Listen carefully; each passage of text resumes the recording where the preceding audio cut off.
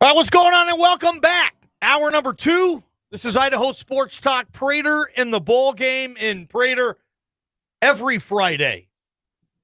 We hook up with our partners at Bronco Nation News and the one and only BJ Rains. This segment is available also on video, not just for our radio audience, but now for this segment, we have a video audience being joined by BJ Rains from, again, the BNN studios.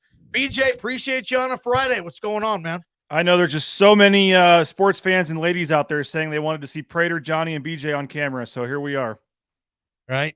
A lot of them, huh, Praters? Yeah. This is my favorite segment. I'm sure it is, Mike. I love it. Okay, BJ, last night, you had a chance to talk to the newest member of the Boise State Bronco basketball team, Sada Nganga. What were your impressions of that interview with Sada yesterday, getting to know him? Well, obviously, he's still working on his English, coming over from Angola in time for high school 4 years ago. So it was a little short with some of his answers, but I think he's excited. I think he really was looking for a place where he has a chance to come in and make an impact right away. He talked about possibly going to Kansas or somewhere and maybe not having a chance at an immediate impact that he could at Boise State. So I think he's excited to be coming to Boise. He said he really enjoyed the town on his visit, and I think he feels like he has a chance to help this team. And he noted, the fact that they won the championships and he's coming into a winning team. And I asked him his number one goal, and he said it's to win. So he wants to come in and help this team win. And like I said, I think he, I asked him multiple times and kind of rephrased it. Do you think you're ready to come in and play a significant role right away this year? And he flat out said yes. So he's coming in with big expectations for playing time and for production right away as a freshman. And we'll see if that comes to fruition. BJ, I know we're going to get to football, but I got one more quick basketball tip. I mean, you covered this team for a while.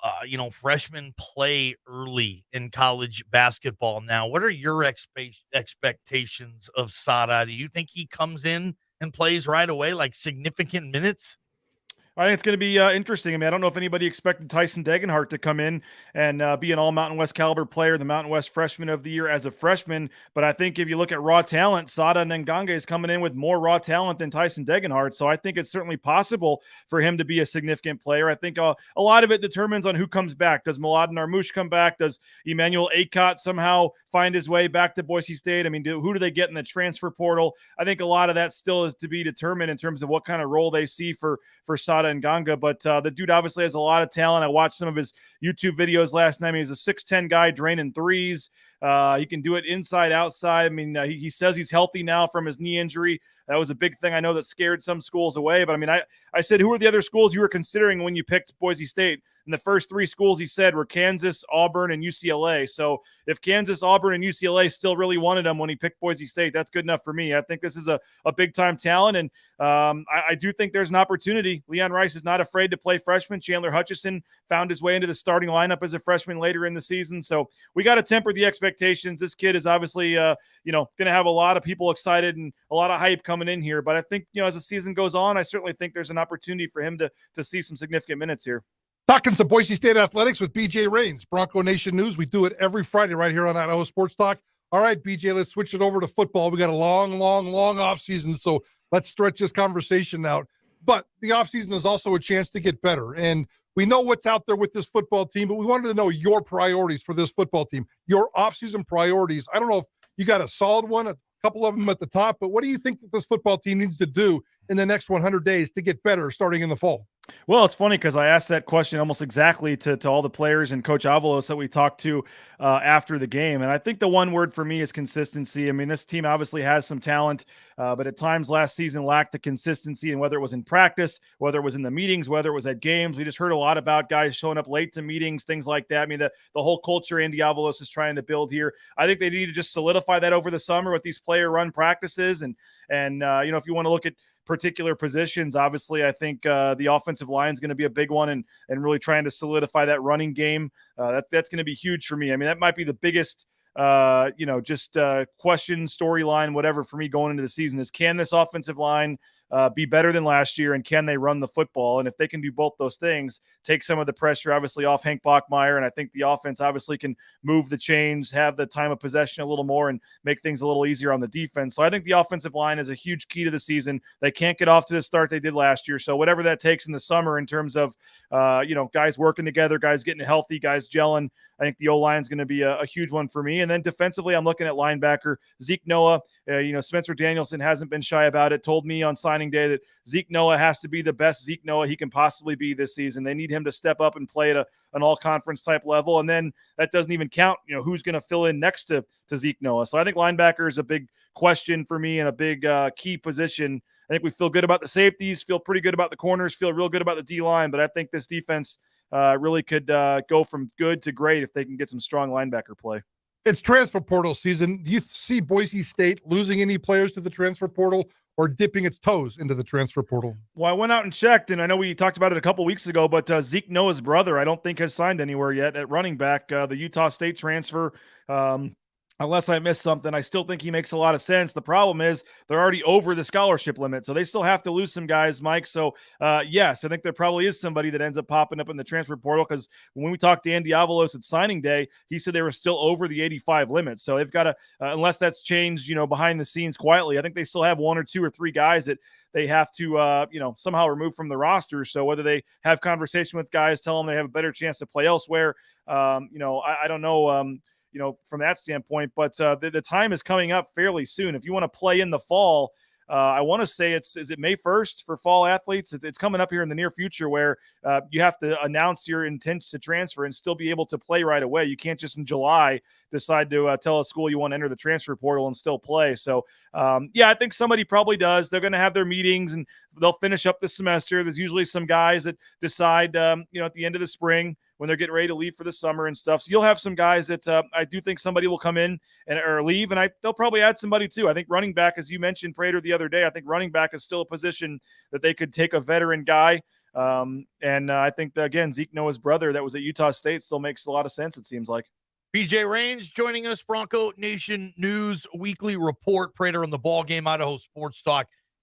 BJ, I heard you and Prater a couple days ago, or yesterday, I think it was, on your morning show, talking about QB2 at Boise State. And that's going to be a battle I think a lot of people are going to pay close attention to between Sam Vidlak and Talon Green. What are your thoughts on that? And do you believe that Sam Vidlak is currently the QB2 because he did get the first reps with the second unit on the spring game? Oh, it's such a good question and a tough question. I'd like to believe it's Talon Green just because of, what they think of him. All we've heard about him for the last, several months about how amazing of a player he's going to be and all the great things he's going to do. And I think a lot of us expected it to be Talon Green. I didn't expect much from Sam Vidlak. Maybe I misread the situation. To me, I just thought he was coming in as a guy to, fill a spot and help add some depth and compete for that, 3-4 spot. And so, based on the reps in the spring game, he got the first two series with the number 2 offense. And again, that could be wanting to see more out of him because they already know what Talon Green can do, or that could be he earned those spots to be there at the number 2 spot. So I think that's going to be a heck of a battle. And I do think, it's not just who's the second best quarterback. It's who do you see as the quarterback for the next 2, 3, 4 years? Because I think Talon Green, if he's all of a sudden number 3 and doesn't play again all year, I'm not sure with all we've heard about how good he is. I'm not sure Talon Green's going to stick around to ride the bench for another full season. I think they need to incorporate him into some packages and things this year. We saw the run against Fresno State. I think it was 17 yards, obviously as a some packages to design for him. So we'll see, but I think Talon Green has to play this fall in some capacity. If he doesn't, I don't know if he's, wanting to stick around for another year. BG, I'll be the skeptical guy here and throw out this question. Are we convinced that Taylor Green's a good quarterback, or is he just a great athlete with a big arm? Well, I mean, we get to watch our 20 minutes of practice when they're doing stretching drills and throwing. We don't get to see a whole lot of that. That's a very good question. And again, the coaches know more than us. People always ask, why is Austin Bolt not playing? Why is this guy not playing? Well, if a guy's not playing, the coaches obviously don't think he's good enough to play yet. And so with Taylor Green, I think that's a very good question, Mike. All we can do is go off of the questions we ask and the answers we get from the coaches and from the other players. And it's been nothing but glowing praise for Taylor Green, whether it be from Tim Plow or the receivers from Bachmeier. I mean, all we can do is go off of what we hear and his physical attributes and the size and things like that. And so I think that's still to be determined. It's a great question, but you listen to the coaches, they say he's got a chance to be a elite quarterback at the college level. And we'll see if that happens here or elsewhere. BJ Rains, Bronco Nation News. I hate to put you on the spot like this, but maybe I don't hate doing it, but I'm going to do it, BJ. Give me who you think will be a breakout player for the Boise State football team in the 2022 season.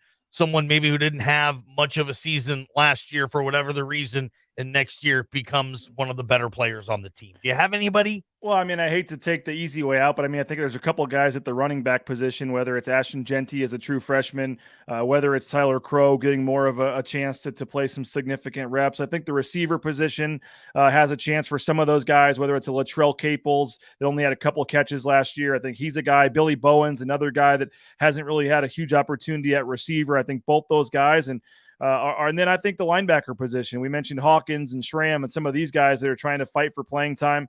I think both those guys have a chance, and I wouldn't put it past some of these newcomers. We've heard a lot of good things about some of the transfers that have already come in at this point, and so whether it's the lineman from Snow College, whether it's George Tarlis, some of these other guys that are already making quick impressions. I think there's a lot of guys that probably fit into that category. But if I had to go one, give me Latrell Caples at wide receiver.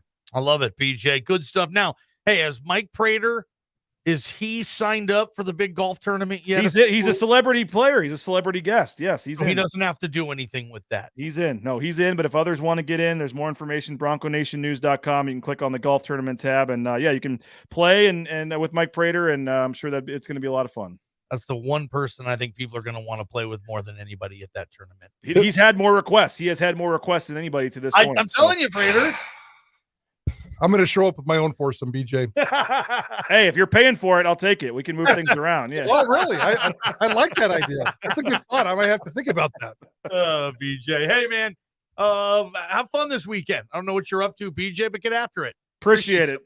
Naismith's team's 0-3, so we're looking for our first win in the Little League on Saturday. So let's get that win, BJ. Thanks, guys. Have a good weekend. Good stuff. BroncoNationNews.com. BJ Rains. We have our partnership, KTIK and BNN. So we talk to BJ on this show on all forms of our social media every single Friday. Coming up, Prater. Well, first off, we still have Jimmy Buffett tickets. Nice. What we're asking you to do is fill in the blank.